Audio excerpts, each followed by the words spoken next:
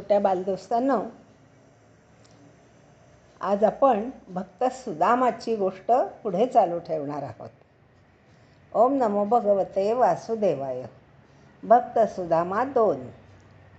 सुदामा साधा गरीब माणूस होता. साधे कपडे, अशक्त प्रकृती, त्यामुळे त्याला राजवाड्यात कोणी जाऊ देईना. शेवटी पहारेकरांना तो म्हणाला, अहो कृष्ण माझा मित्र आहे, त्याला फक्त तुम्ही सांगा त्याचा मित्र सुदामा आलाय. कृष्णाला जेव्हा पहारेकरांनी सांगितले तेव्हा खरंच तो धावत सुटला.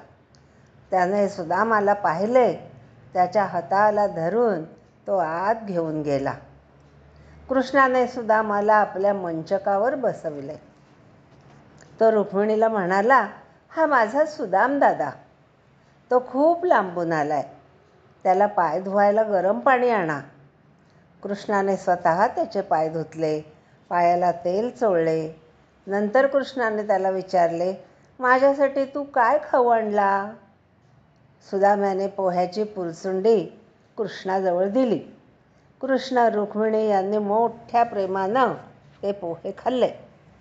कृष्णाने सुदामाला नेसायला पितांबर दिला. आपल्याबरोबर जेवायला घातले. दोघांनी खूप गप्पा मारल्या. शेवटी सुदामा जायला निघाला. कृष्णाने त्याचे कपडे त्याला दिले आणि ते घालून सुदामा घरी निघाला. वाटेत त्याला कृष्णाची खूप आठवण येत होती. त्या आनंदात आपले गाव कधी आले हे त्याला कळलेच नाही. पाहतो तर काय, पूर्वीची झोपडी नाही, त्या ठिकाणी मोठा वाडा दिसला त्याला. त्याची पत्नी सुशीला त्याला पंचारती घेऊन ओवाळायला उभी. तिने सुदामाला सांगितले, काल श्रीकृष्ण भाऊजी आले होते.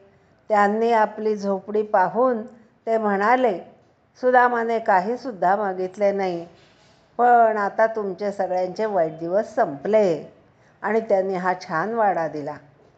सुदामा म्हणाला, अगं मला वैभव नको, मला माझा मित्र प्रिय आहे. असा सुदामा कृष्णाचा खरा भक्त होता. कशी वाटली सुदामाची गोष्ट तुम्हाला? जरूर सबस्क्राईब करा आणि शेअर करा. जय श्रीकृष्ण.